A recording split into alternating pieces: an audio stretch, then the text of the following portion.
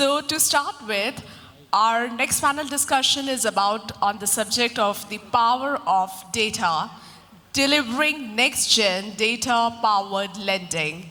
And our panelists for this session are, may I request Mr. Sanju Mangrulkar, GM Credit Monitoring and Policy from Central Bank of India, to please join us on the stage. Let's give him a big round of applause, everyone. I would like to request Mr. Himanshu Banka, Head Co-Lending from Yes Bank. Big hand for him. Requesting Mr. Ashutosh Tiwary, Head Policy Portfolio and Risk Analytics from Lendingkart Finance. Heartiest welcome. May I now request Mr. Firoz Anam, CRO from CreditAccess Grameen. Heartiest welcome to you. Requesting Mr. Vijay Subramanian, our Chief Credit Officer from Veritas Finance. Heartiest welcome. Next we have is Mr. Viraj Baragade, Chief Credit Officer from SBM Bank. Heartiest welcome. We are now going to invite Mr. C.A. Kunal, Associate VP, Risk and Policy, Tata Capital. C.A. Kunal is here with us. Big round of applause. Now it's the time to have the presence of our moderator on the stage, requesting Mr. Mayank Chen, Head Marketing from FinBox, to kindly take the session forward. Huge round of applause.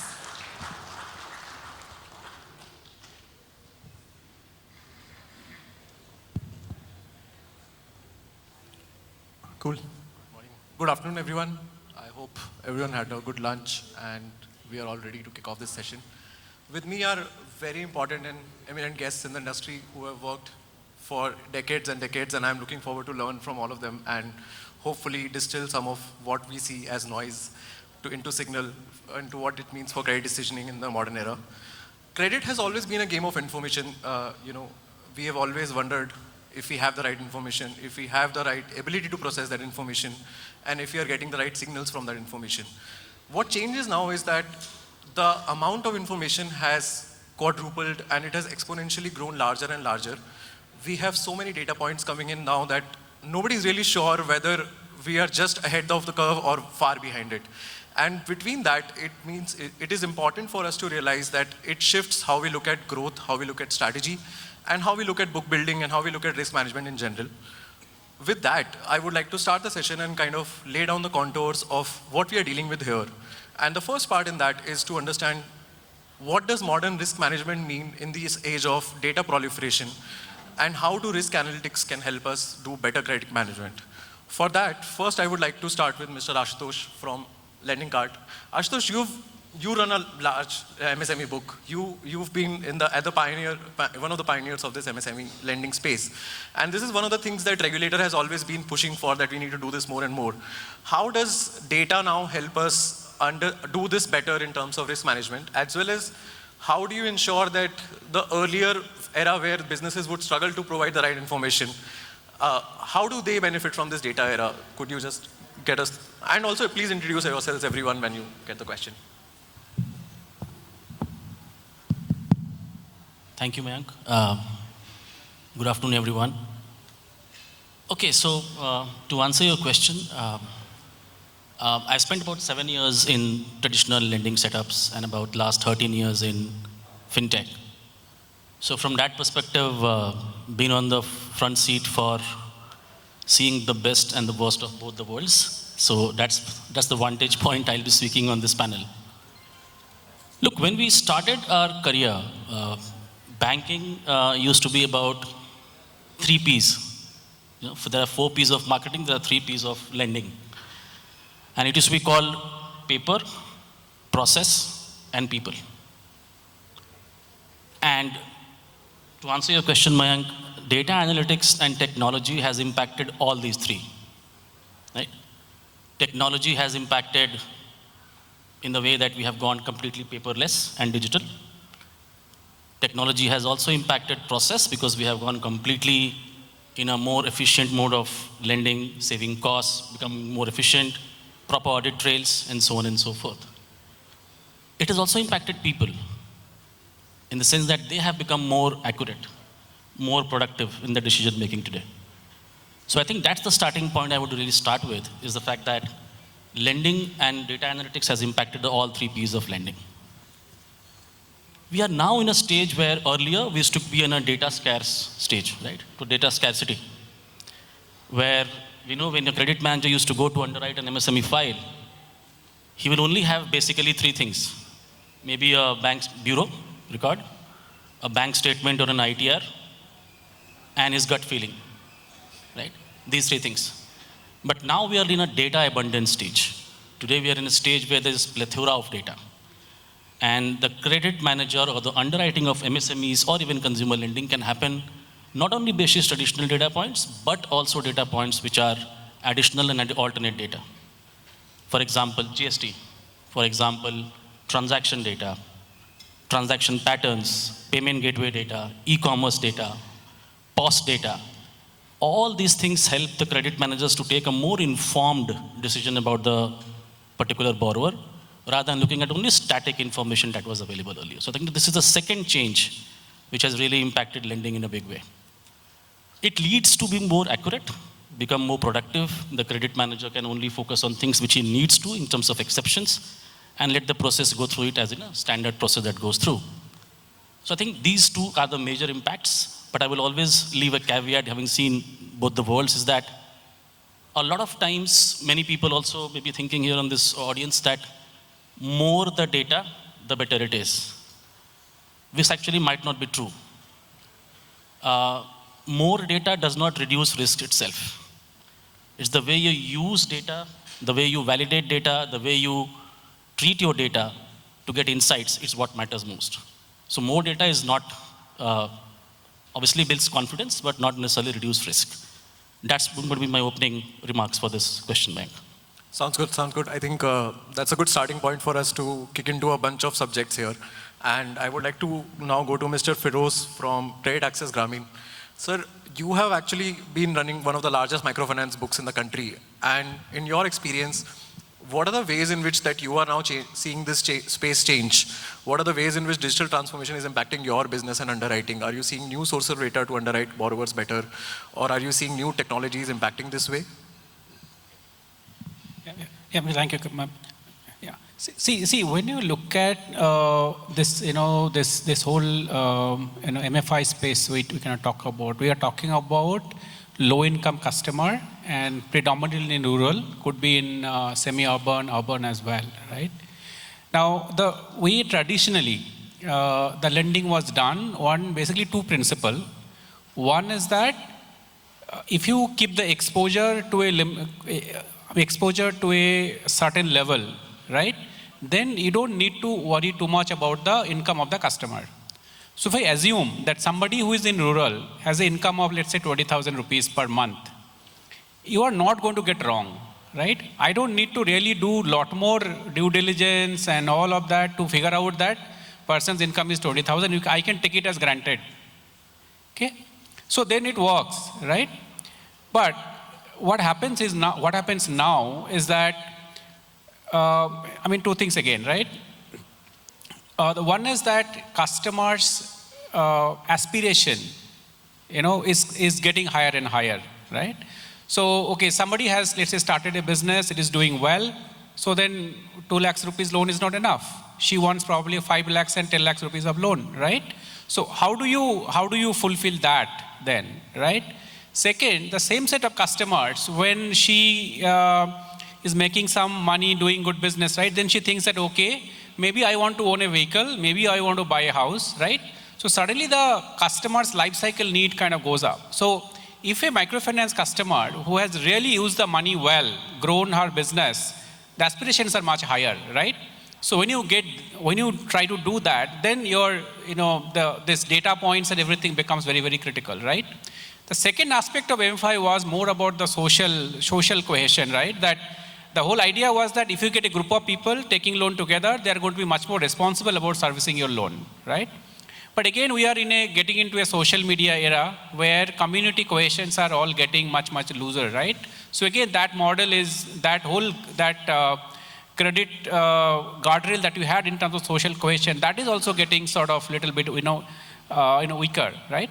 So now in this context, when these traditional credit mitigants are no longer as strong as used to be earlier, then we'll have to rely on other things. And that is where different data are sort of, coming in. See, the credit bureau was used across the board, right? I mean, starting from 2008-9, I think across all products, we're seeing credit bureau has been very strong. And call it microfinance, call it individual lending, everywhere credit bureau has been very strong. Second layer you go, comes the banking statement, right? That, okay, if I have a banking statement of the customer, I know what is the sort of inflow that is coming in, right? And that used to be very weak for rural customer. But of late, with UPI coming in, we are seeing that a lot of transaction, is actually happening through UPI. And that gives you a very strong understanding of the customer. That which customer has a bigger business versus which customer is a smaller business, who has a greater cash flow versus smaller cash flow, right? So immediately you know that, okay, in a village, if I have 1,000 customers, out of these 1,000 customers, I know this 100 are really prosperous, right? So probably I can sell them a home loan, I can sell them a, lab. Third source, now if you go a little bit, again, little more refined, right? You get to the customer's device. Earlier, again, in rural, the penetration of smartphone was very, very small, right? Now we are seeing that it is like, any women we meet in the village, you would see they would carry a smartphone, and they call it big phone. So we call it smartphone. If you ask someone, okay, do you have a big phone? That means that the person has a smartphone, right? Now, once the customer is installing your app, right, that again gives you a gold mine of information about the customer, right? And again, you can be able to differentiate who is a high-income customer versus who is a low-income customer, right? So similarly, you can again go to another level, right? Now we are also experimenting with, for example, let's say, telco data, right? Which sometimes works, sometimes don't work, because, there's a prepaid, postpaid, changing a mobile number and all of that involves here. But still you can sort of, work it out, right? Again, now a lot of other sort of solutions are coming in, which is providing a lot more understanding of the customer. For example, can you look at a customer's location and tell about the business? Suppose a restaurant which is on a highway versus something which is very inside of a village. There's two different income potential, right? So I think even in the rural space, which was not so data intensive underwriting, we are now gradually seeing that data is able to give us a lot more value, right? And this is only going to help the customer in a sense that earlier everybody was treated as equal, saying low potential, but now we can identify that out of these so many customers, who has a high potential, and then you can sell them and give them a high value product, right? And accordingly sort of move the customer sort of, upward in that, the credit value chain. Fair. I think you made a very interesting point about the rising amount of opportunity that comes because the customer ambition is also rising. So obviously the lender's ambition will also rise with that. And which brings me to the next point, which is that data-driven strategies are also unlocking a lot of opportunities for lenders which did not exist earlier. And I would like to go to Mr. Sanju for this. Sir, your bank actually has a large presence of branches across the country, and you must be seeing a lot more customers than probably the rest of us have. So how do you see this turning into an opportunity for a bank? How is central bank kind of utilizing data-driven strategies to build better underwriting or better distribution for credit? Okay. First, let me appreciate the sponsors, because in the morning we are going through the stalls. We find so much information which tech is available, which was we could not imagine before 2 decades. Like from the loan origination to for risk analysis to ASM, from your early warning signals, because these are the attributes which are very much required from the risk assessment point of view. When you see, originally in the conventional way, we used to do the character, capital, like this, we used to see who is the borrower. That are the basic things we used to see. And at the time, the delinquency was also hardly it used to happen, or it may be maybe after 5 years or 10 years. But if you see that across the any financial companies or any banks, the delinquency is coming after 3 years. Peak mortality is the biggest year. So whenever now the banks are doing focusing more on the underwritings. So for the underwriting standards, the digital system now, the recent your data-driven systems are coming. Definitely these are helping us to analyze the data, to know the persons, because through earlier we used to have the only that bank statement, borrower with the inquiry with the borrowers. Now with the CIC bill reports, CIC reports are there from the media and other avenues. From there we will know about the behavioral patterns of the borrower. Now the main thing required is the turnaround time. Earlier we used to have, when the proposal comes at central office, we used to have 3 weeks or 4 weeks. Now the borrower wants the immediate, like that vehicle loan. I don't think borrower will wait for more than 1 day. He said, if you're not giving, other is giving. And so much competition is there. In the competition, to stand with them, it really needed that, and AI has helped like data analytics. We are analyzing churning the data, the behaviorals, then the stress in the sector. So it all helps in analyzing the data. Similarly, when we are seeing our ETB customers, where our early warning signals are giving the more weightage to that, how it is behaving, what are the things we have to look into, what are the data points we have to use. So many variations, so many things are coming in the digital world. And really it is helping the organizations to be very much quick and responsive and very efficient way handling the customers and handling the proposals and providing the sanctions. Even we have seen that even the underwriting what you have went in, through the AI, where are the regulatory deviations are coming. That also been we are able to know from the AI. So that quickening the process is that data-driven process is helping the banks in increasing their volume and increasing the base, as well as providing the customer in the time-based manner. Absolutely. I think very good points made by you. Request to sound, can you reduce the echo on this, please? The voice is just not clear. Is it better for everyone? Yeah. Thank you. Kunal, I would like to come to you next. I think Tata Capital also has plays across commercial and SME lending. Where are you seeing data-driven strategies unlocking opportunities that earlier in the traditional era you would see get passed on? With this digital era coming into the picture, if we have to unlock data, the key challenges are, now the basic challenge is not that data is not available. The basic challenge is there is a plethora of data, but which data has to be used and how it has to be used. So one has to be very, very careful about using data and how to use it. And it is not only about retail business which would leverage data. Data can be leveraged into SME business or a corporate business or any kind of business.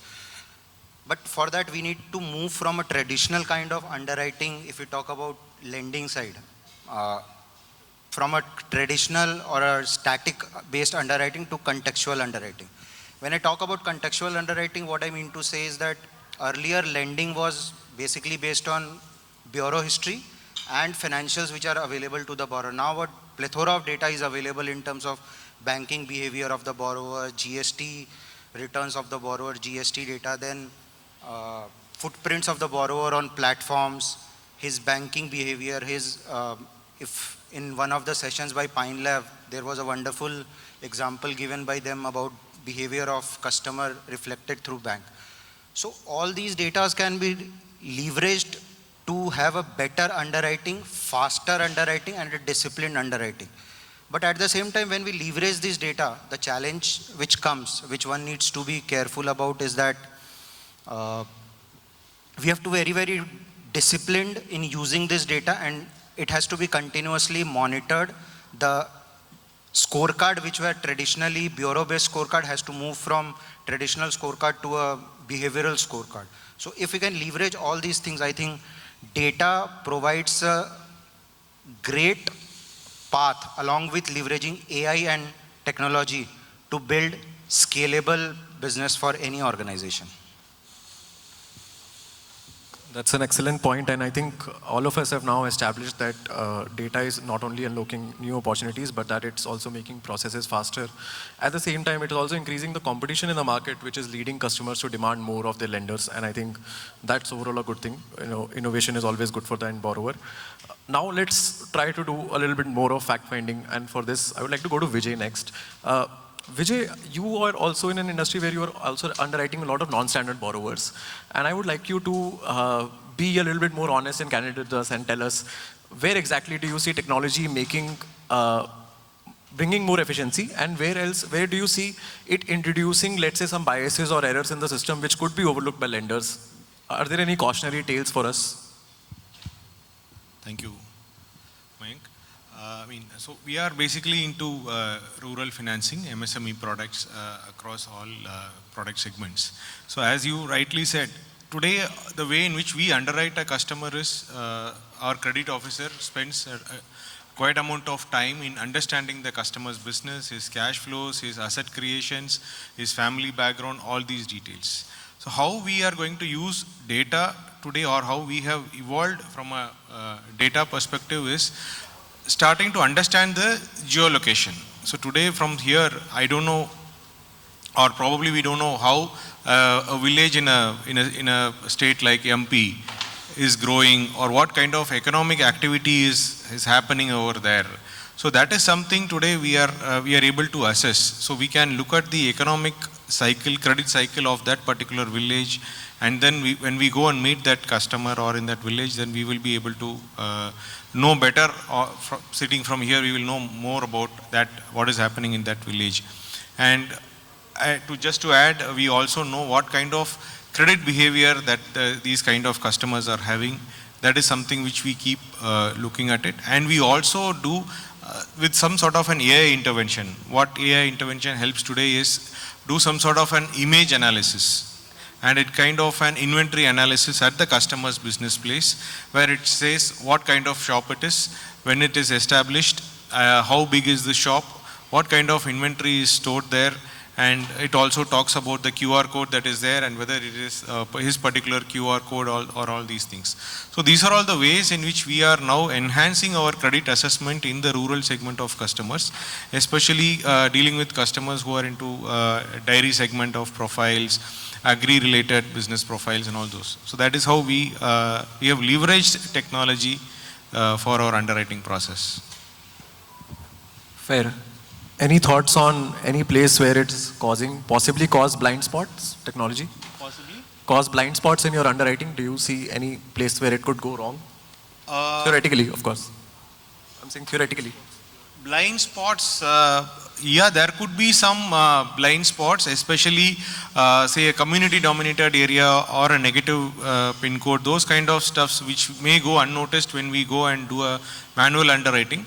But with the technology intervention, this can also be addressed. And similarly to property, today by sitting here, we will be able to understand the property mitigants. But when we have some sort of a technology intervention that this is an agri property or this is not an agri property, those are all some of the blind spots.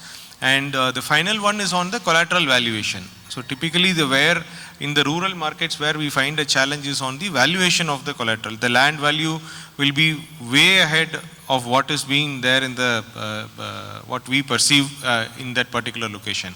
So these are all the couple of blind spots that we see here. Yeah. That's a very good point. And Ashutosh, do you have any quick thoughts on the same? Do you see any specific areas where technology is accelerating underwriting quality and areas where it could hamper it?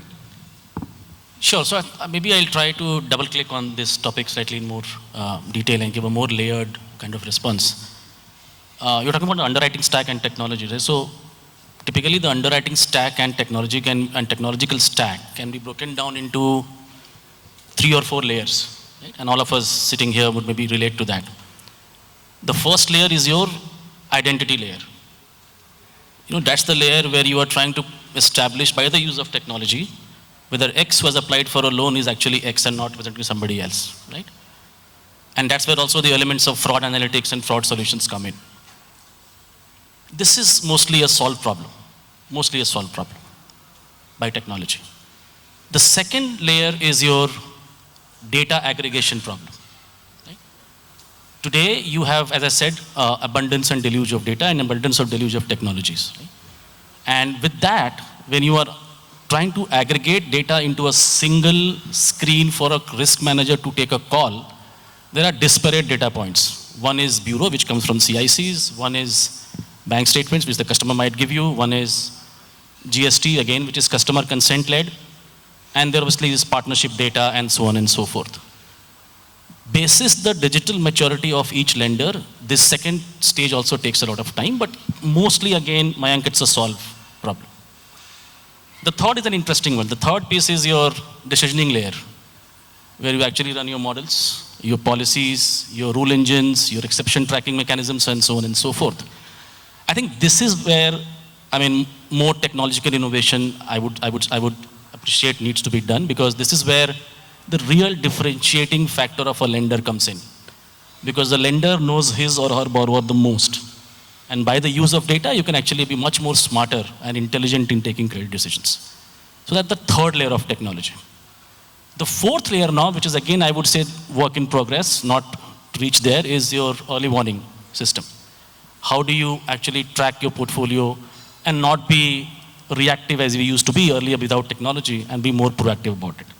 For example, you have access to customers' consent-based GST, you have access to bank statements, you have access to so on and so forth data. Basis that, you can pull out triggers, and basis that, you can action. Basis technology, you can segment your customers based in various buckets and decide your collection mechanism on how do you want to approach these customers, right? So basis all these three, I think all these four layers of identity, data aggregation, decisioning, and collections, or EWS, I think the first two are solved problems. The next two is where I think a lot of work needs to happen.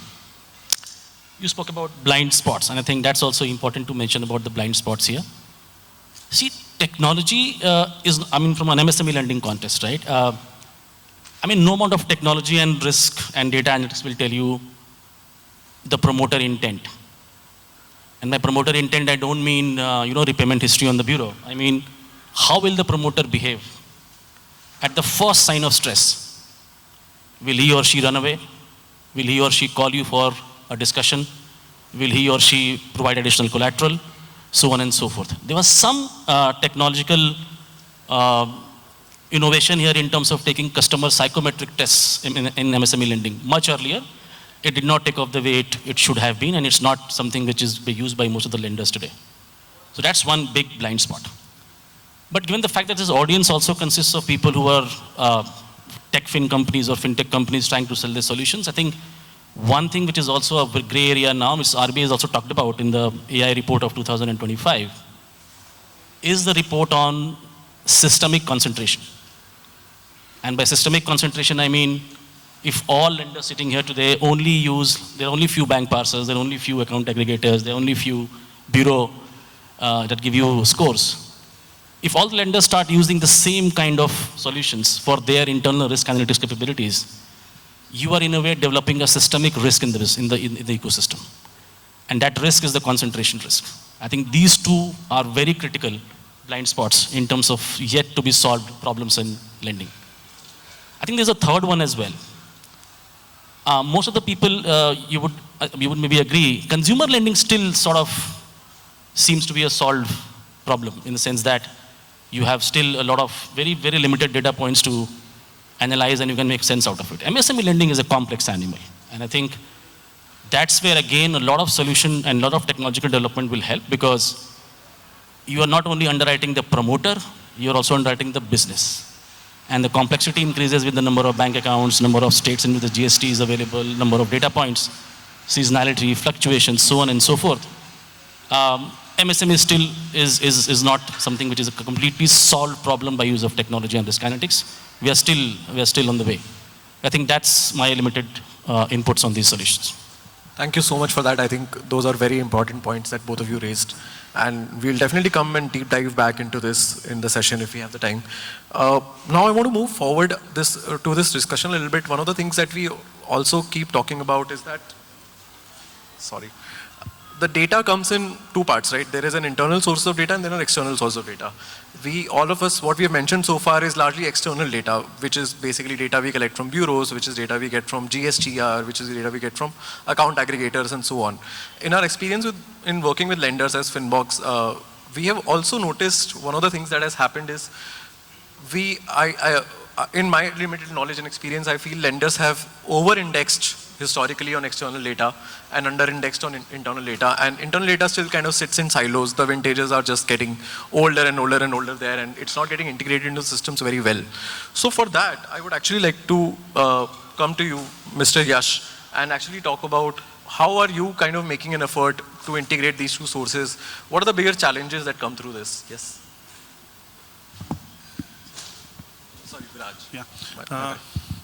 So see, traditionally, as Kunal was also saying, traditionally banks have been relying on static financial information as well as credit bureau scores. And this gave only a partial picture of the borrower to all the lenders. So as you were saying today, the banks can combine this internal data, which includes your account history, transaction pattern, repayment track, and this combined with external source of data, which few of them Kunal also mentioned. For example, GST filing, which is done by MSME, that gives a revenue trend.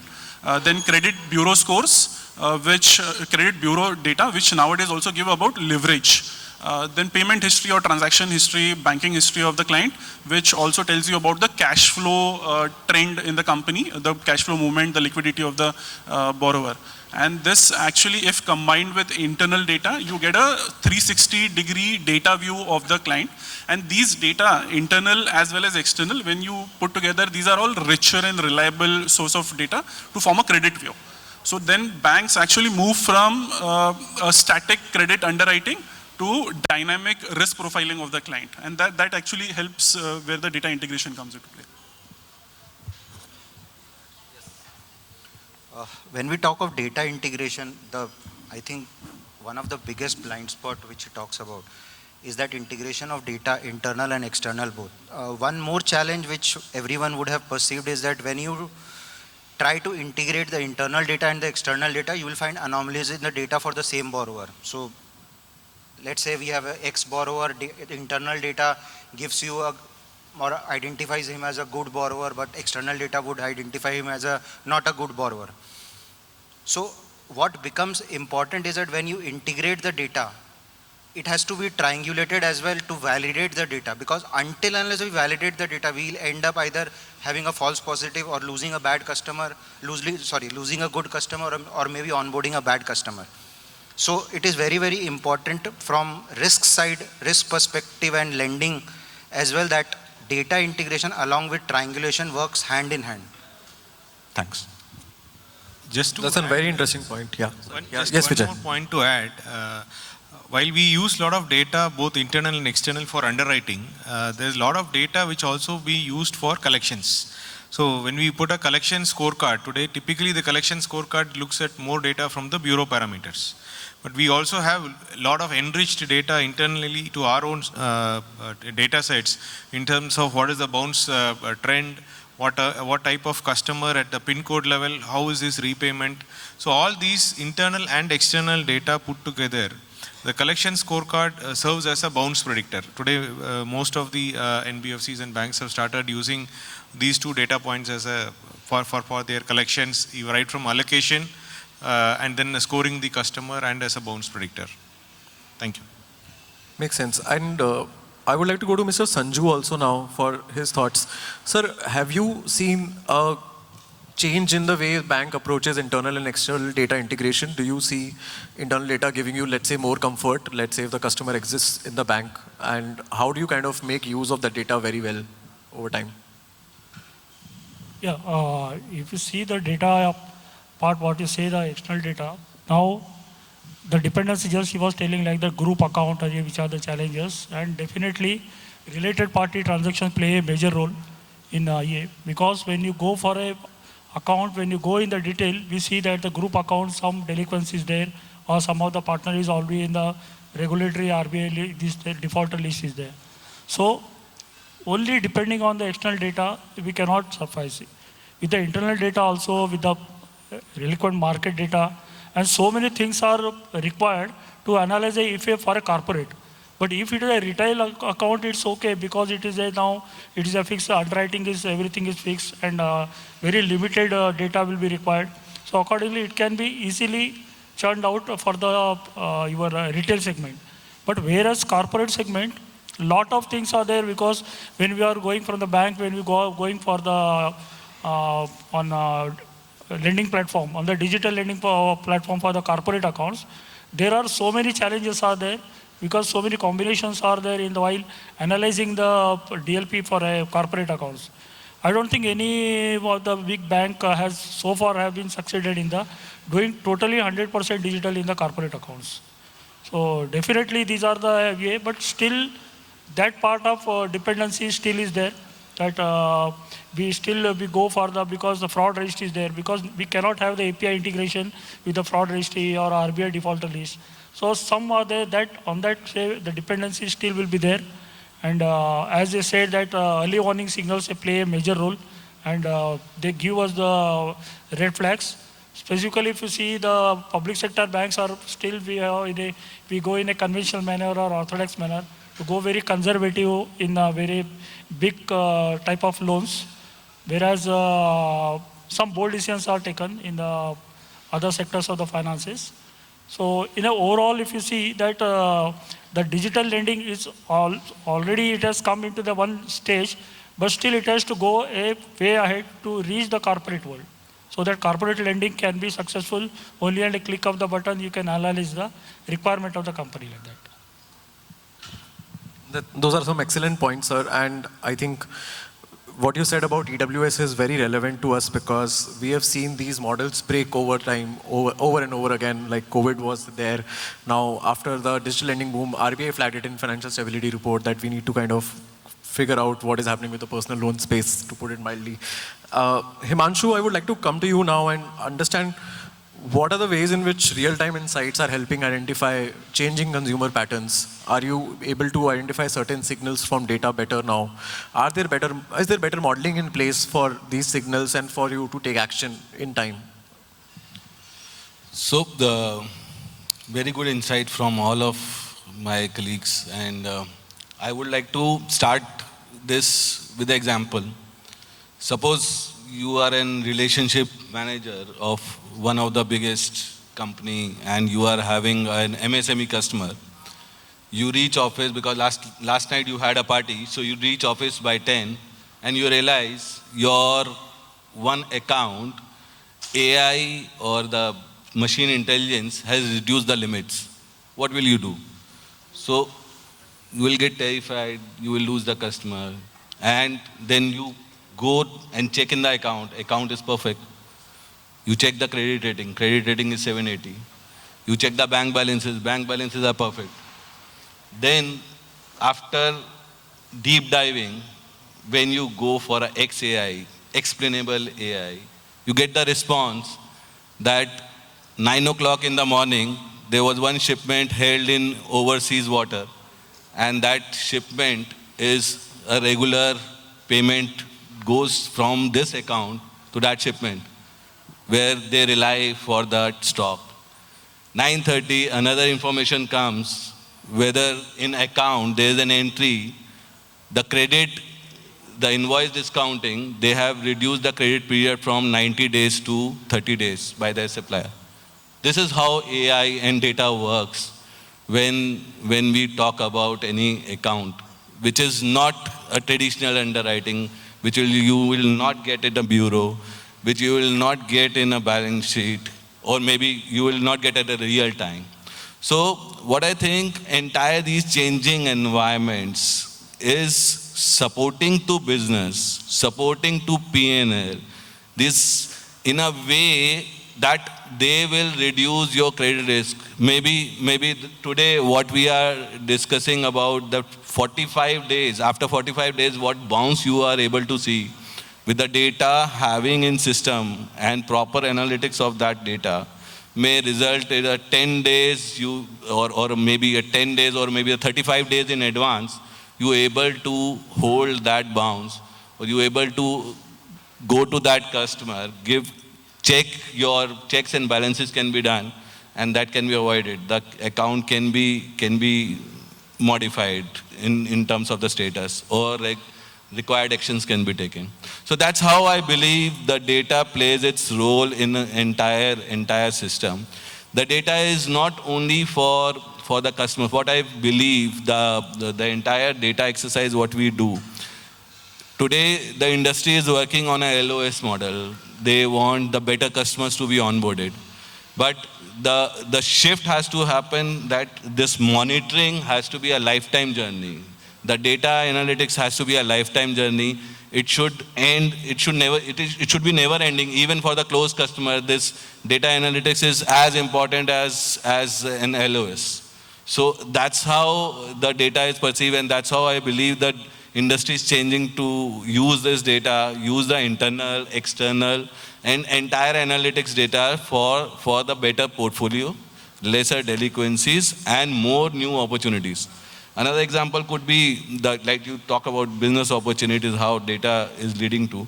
So let's say a young generation, young chap like you, in the starting of the days, they start the journey, maybe one iPhone 17 Pro loan is only appearing in the bureau score.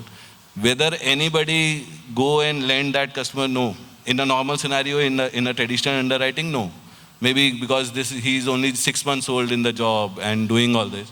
But if you go to his GPA data or maybe a banking data, you see he's investing in lot of MFI, mutual funds, lot of investments are there, which he is doing from the age of 18, or he would have registered a company on his name and analyzed some project or idea which he wants to mature at a certain point of time.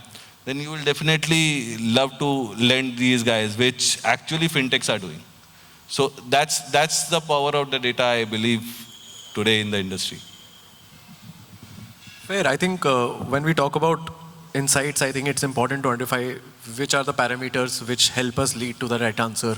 And for this, I would like to come to you, Viraj, as well, because you guys do a lot of API banking, embedded banking. You guys can kind of like rode this wave. And because once you do partnership-based lending, right, you are like twice removed from the borrower. The borrower is on a platform and the signals are coming to the bank and the bank is holding that book. So what are the kind of indicators or signals that you use to track borrower behavior, to track account health, and how does it improve your model over time? Okay, so see, now as Himanshu was also highlighting, customers' behavior is very dynamic as compared to what it was a decade ago. And this is because of rise in digital payments. This is because the rise of gig income. So gig income is basically what Uber drivers or Swiggy, these guys are doing, or even the platform income that these guys are generating through various platforms on which these are registering. So from a retail lending perspective, if you see, these parameters, if they are tracked, the real-time data analytics will help actually to find out pattern where there are aberrations in cash flow, where there is a sudden stop in revenue, or increase in leverage of a particular client. And once you identify these signals, it is easy to, it acts as a EWS signal for you. And instead of waiting for one EMI to bounce and then realizing the client is going bad, you get to know a month in advance about this. And then you can take necessary steps from a correction perspective, that you can maybe approach the client for restructuring of the loan, give him or offer him additional working capital, or maybe even adjust the credit support or credit limits that we have sanctioned to the client. So this helps in retaining the, identifying real-time issues, and at the same time taking corrective actions also. Thank you so much for that, Viraj. Now we'll talk a little bit more about how data is leading to automation. What I mean by automation is that we are now seeing data helping lenders not just cut short the processes and processing time for the borrowers, but it also helps improve efficiency. In the process, it also helps improve the speed of serving the borrower, and it also helps competitive advantages as well. So for that, Himanshu, how would you talk about where has the automation wave finally landed us when it comes to data-driven underwriting? What has it finally delivered, and how far are we from like the promised land, so to speak? So we are not far, we are on a journey. So we are very close as a country, as an industry to it. What I see today, the cycle of 3 days of underwriting is reduced to a few seconds now. So it's hardly a matter of seconds. We are yet to crack many products like they are blind spots. We are still working on it. But how I see this journey happening is that in underwriting process overall, there's a shift. We have shifted from the credit behavior to actually transactional behavior of the customer. The underwriting shift has already happened, where I see the credit bureau and the performance of bureau has taken a back step with a daily transaction which is on a real-time basis. The transactional journey. So somebody is doing going a shopping mall and buying clothes, and what brand of clothes and what brand they are going. That is a parameter of underwriting. How many travels or a luxury travel we are doing, that's a parameter of underwriting, and there are defined products on it now. So you see in last 3 years, we have seen lot of innovative products, especially cards, PL, travel loans. They are co-branded cards with travel agencies, with other things. So that's a business shift. That's a business opportunity, and the underwriting is already there. There are a lot of pre-approved kind of programs where we have never seen this. Say 5 years back, there were nothing like a pre-approved program other than the HL top-ups or lap top-ups or existing customers, all those things. But they are now new. Means somebody is having an account, is already having a pre-approved PL, pre-approved business loan or pre-approved car loan for them. So that's how underwriting speed is. That now I think the time is yet to come where when you go to buy a home, you will sign off the registry document along with loan documents and come back with a home. So that is something which we will see very soon. Fair, and I think we are all hoping for that. Ashutosh, if you have to double down on this, just to get an opinion from you on this, right? Automated decisioning means fast decisioning, but it also means automated errors at scale, right? So let's say a decision model goes wrong somewhere. Who in a lender's organization would own that, and what would be the remedy for this? Okay, so that's a very interesting question that you asked me. Okay, so look, while Himanshu spoke about automation, which is right, and Mayank is speaking about automation, I think automation also had its own blind spots to say. I think the first one is that automation leads to speed. Speed at the right time is fine, but friction also at the right place is the need of the hour. I think speed without friction is recklessness, in my view. So that's the first one. The second error at scale, which you mentioned, is that if you are only in completely digital automated lending scenario, there are two things you completely miss and I think most probably you miss in an MSME lending context. I think first is you do not get to understand the borrower in completion. You have seen his or her documents, you have seen the cash flows, and you're given a decision, but you don't understand the nitty-gritty of the industry, for example. You do not know the margins. You don't understand the working capital cycles. And tomorrow, if you have to go sectoral or geography-based, you don't have the insights, but you still have the data, which is not supporting you to grow because sectoral insights are not there. So this is the second blind spot. You spoke about errors, Mayank. I think very important question when we speak about data-led lending and automation is the governance aspect of it. Today, we need to speak about data discipline and governance more than anything else. About speed, automation, we have spoken. But tomorrow, let's say 6 months down the line, your portfolio shows certain trends. Who is the person who is responsible for the portfolio monitoring?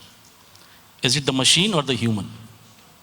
The conversations also need to go around the fact that typically if you have a model-led automated decision engine, who is the one who is approving the variables in the model?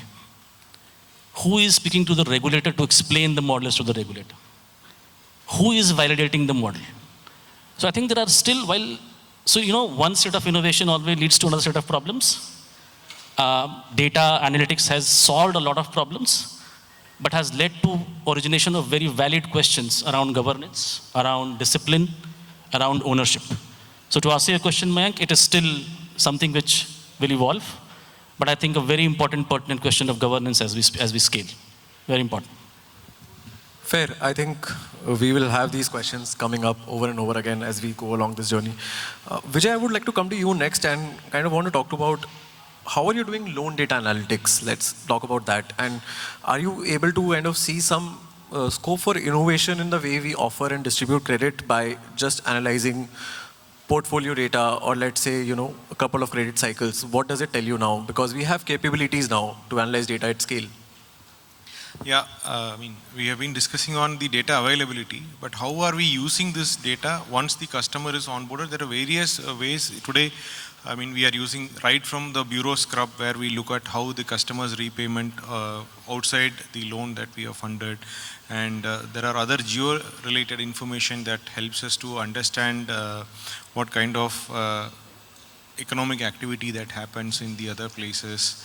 And similarly, there are various other ways in which we use this for our collection scorecard also. And AI intervention coming into place, it also helps us to understand and to interpret the discussion that we have. Today we have many applications that whenever we have a discussion with a customer, be it a small MSME customer or a large customer, the entire conversation gets converted into a text in the local language, and it helps interpret the underwriter to take a decision. So that is how we look at it. Yeah. Fair. I think we are almost at the close of the session now, and I would not like to extend beyond our time, but I have a question for everyone, and participation is voluntary but mandatory. And what I would want to know is there a data signal that you thought in your years of experience that would be predictive and ultimately turned out to be completely useless? So if you can go around from there and answer this question.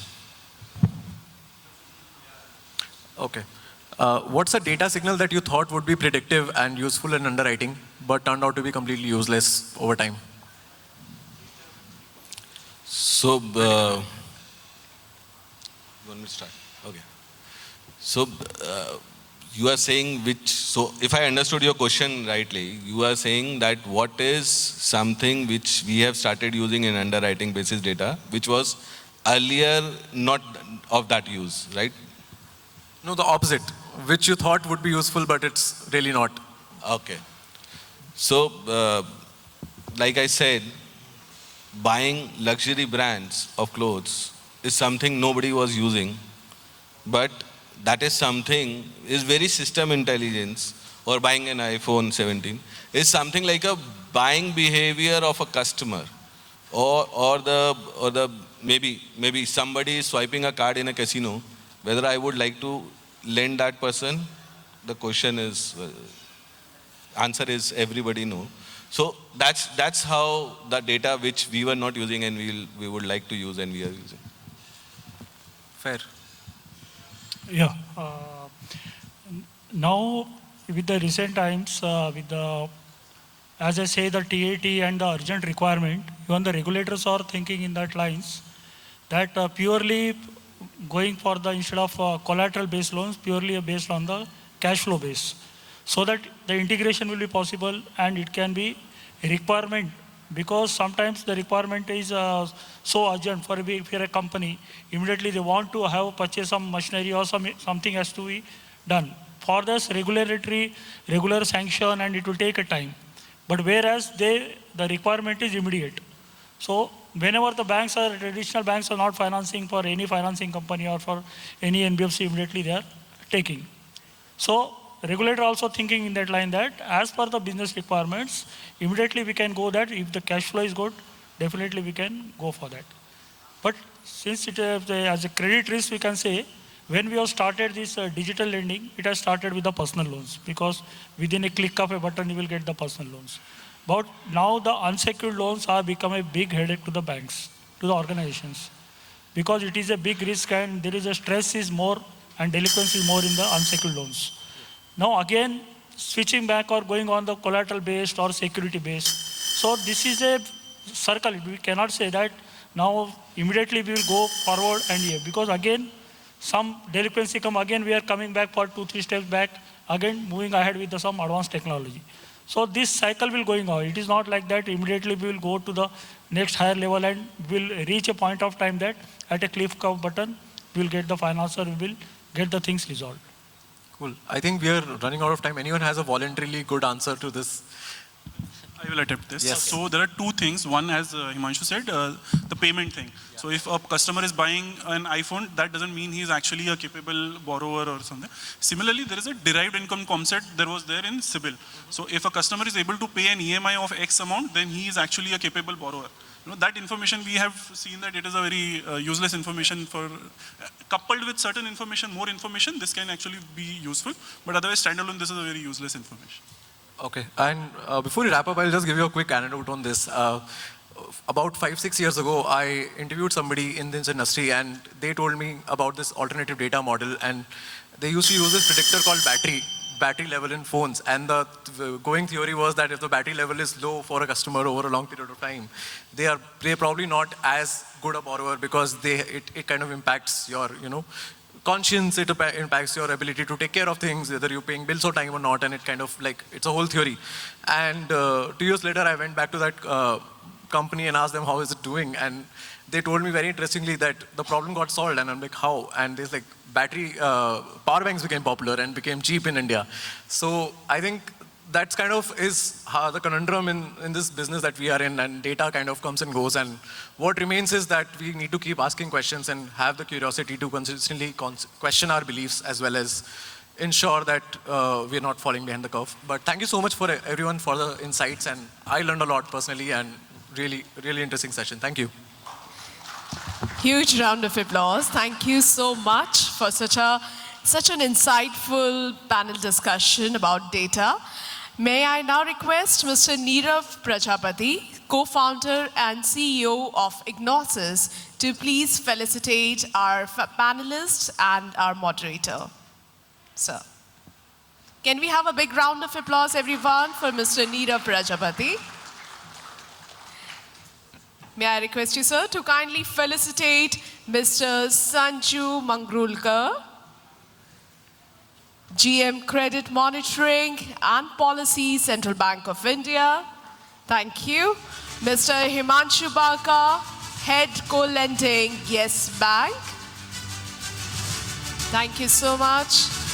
Mr. Ashutosh Tiwary, Head Policy Portfolio and Risk Analytics, Lendingkart Finance. Next we have Mr. Firoz Anam, CRO, CreditAccess, Grameen. Thank you. May I request you to kindly felicitate Mr. Vijay Subramanian, Chief Credit Officer, Veritas Finance. Thank you. Requesting you, sir, to please felicitate Mr. Viraj Baragade, Chief Credit Officer, SBM Bank.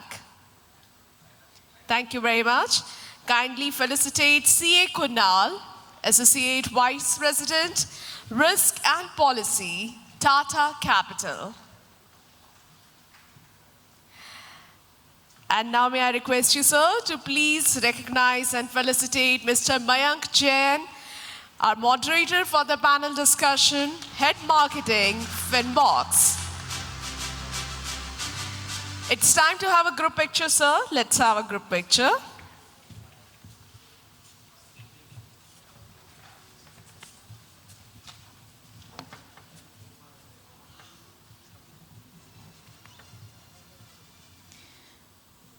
Let's give a big round of applause once again to all our panelists, our moderator, and for Mr. Nirav Prajapati.